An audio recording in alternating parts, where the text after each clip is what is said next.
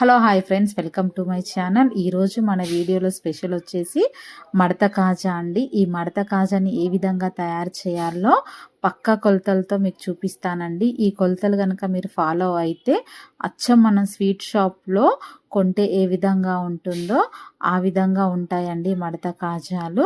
చాలా సింపుల్ కూడా తయారు చేయడము.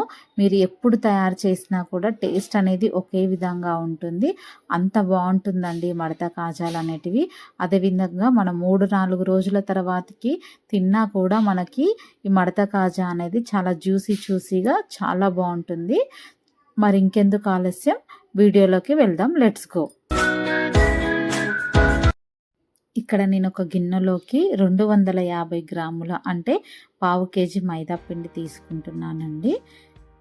మీకు కావాలనుకుంటే ఇంకెక్కువ క్వాంటిటీ కూడా తీసుకోవచ్చు. నేను పావు కేజీ పిండితోటి చూపిస్తున్నాను. ఇందులో మనం తగినంత సాల్ట్ వేసుకోవాలి. ఏ స్వీట్స్లోకైనా మనం కొంచెం సాల్ట్ వేసుకుంటే బాగుంటుంది.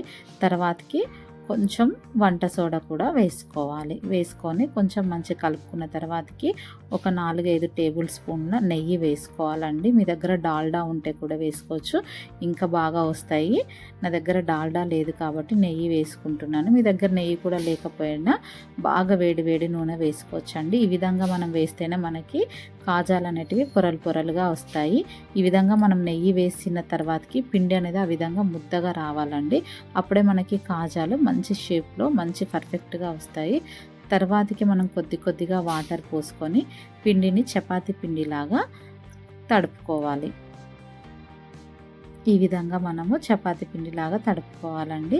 తడుపుకున్న ఈ పిండి పైన మనము ఒక తడి క్లాత్ వేసుకొని ఒక 30 నిమిషాలు పక్కకు పెట్టుకోవాలి. అప్పుడే మనకి మడత కాజా అనేది చాలా పర్ఫెక్ట్గా వస్తుంది. తర్వాతకి ఇక్కడ నేను స్టవ్ ఆన్ చేసుకొని ఒక గిన్నె పెట్టుకున్నానండి. దాంట్లో నేను పావు కిలో పిండి తీసుకున్నాను కాబట్టి 1/2 కేజీ కంటే కొంచెం తక్కువగా చక్కెర తీసుకొని కొన్ని వాటర్ పోసుకొని ఒక సన్నటి తీగ పాకం వచ్చే విధంగా మనము పాకం రానివ్వాలండి.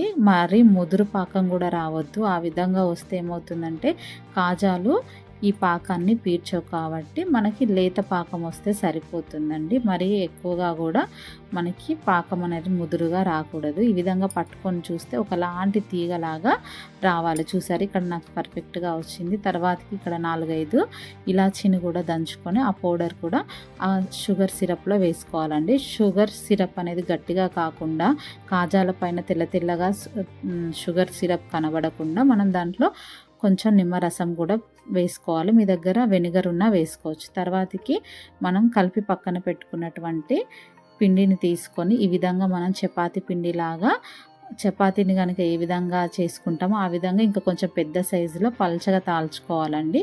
ఆ తాల్చుకున్న ఆ చపాతీ పైన మనం కొంచెం నెయ్యి వేసుకోవాలి. తర్వాతకి దానిపైన పొడిపిండి కూడా చల్లుకోవాలండి. ఈ విధంగా మనం చల్లుకోవడం వల్ల పొడిపిండి మనకి కాజాలు మనము ఫోల్డ్ చేస్తున్నప్పుడు మనకు ఒకదానికొకటి ఆ ఫోల్డింగ్ అతుక్కోకుండా మనకి మంచిగా లేయర్స్ లాగా ఫామ్ అవుతాయండి. తర్వాతకి ఇక్కడ వీడియోలో చూపిస్తున్నట్టుగా మీరు చపాతీని మనం ఫోల్డ్ చేసుకోవాలి. మీకు కావాలనుకుంటే ఇంకా సన్నగా కూడా ఫోల్డ్ చేసుకోవచ్చు. కాకపోతే నేను కొంచెం పెద్దగానే ఫోల్డ్ చేస్తున్నానండి. తర్వాతకి లాస్ట్కి కొంచెం వాటర్ అద్దుకొని దాన్ని మనం ఊడిపోకుండా మంచిగా చుట్టుకోవాలి. ఈ విధంగా మనం చుట్టుకున్న ఈ రోల్ పైన ఇంకొంచెం పిండి వేసుకొని కొంచెం అటు ఇటు అనాలండి. అప్పుడు మనకి లోపల ఉన్నటువంటి పొరలు అనేటివి పర్ఫెక్ట్ షేప్లో వస్తాయి.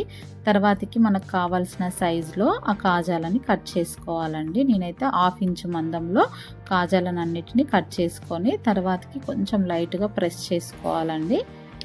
ఈ విధంగా అన్ని ప్రెస్ చేసుకోవడం అయిపోయిన తర్వాతకి మనం చపాతీ కోలతోటి కొంచెం ఈ విధంగా అంటూ ఉండాలండి పైన. మరీ ఎక్కువ ప్రెస్ చేయొద్దు, చేస్తే మనకి పొరలుగా రావు. తర్వాతకి మనము స్టవ్ పైన ఒక బ్యాండి పెట్టుకొని ఆయిల్ మంచిగా పోసుకొని వేడి చేసుకోవాలి. తర్వాతకి స్టవ్ ఆఫ్ చేసుకొని మనం తయారు చేసి పెట్టుకున్నటువంటి కాజాలను అన్నిటిని కూడా అందులో వేసేయాలి. వేసిన తర్వాతకి ఒక 1-2 మినిట్స్కి మనకి కాజాలు అనేటివి అంతా పైకి తేలుతాయి కదా. ఆ విధంగా తేలిన తర్వాతకి అప్పుడు మళ్ళీ మనం స్టవ్ ఆన్ చేసుకొని స్టవ్ని మీడియం ఫ్లేమ్లో ఉంచుకొని ఈ విధంగా గోల్డెన్ బ్రౌన్ కలర్లోకి వచ్చే విధంగా వేయించుకోవాలండి. వేయించుకొని మనం తయారు చేసుకున్నటువంటి షుగర్ సిరప్లో వేసుకోవాలి. అంతే అండి, ఎంతో ఈజీ అయిన మడత కాజాలని మనం ఇంట్లోనే తయారు చేసుకోవచ్చు. ఏ తినాలనిపించినా కూడా మనం కొంచెం కష్టపడితే ఇంట్లోనే మంచిగా తయారు చేసుకోవచ్చు అండి. చూసారా ఎంత పర్ఫెక్ట్గా వచ్చాయో. మీరు కూడా ఒకసారి ట్రై చేయండి, చాలా ఈజీ. ట్రై చేసి ఏ విధంగా వచ్చిందో నాకు కామెంట్ బాక్స్లో కామెంట్ చేయండి. ఈ వీడియో కనుక మీకు నచ్చినట్లయితే లైక్ చేయండి, షేర్ చేయండి, ఇంకా మీ ఫ్రెండ్స్ అండ్ ఫ్యామిలీ మెంబర్కి షేర్ చేయండి. Thanks for watching. ఇలాంటి మంచి మంచి రెసిపీస్ తోటి మేము ముందుకు వస్తాను. Bye bye. Thank you.